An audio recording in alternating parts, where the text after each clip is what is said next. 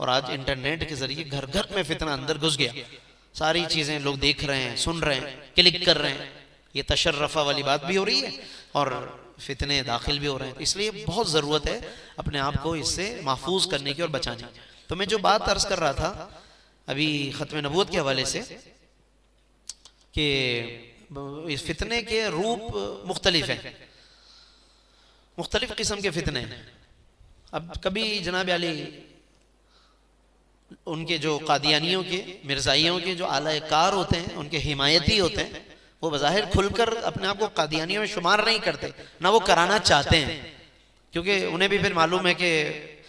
इस पर कितनी लानतान होगी और मुख्तलिफ मसाइल का सामना करना पड़ेगा, सिक्योरिटी के भी मसाइल हैं,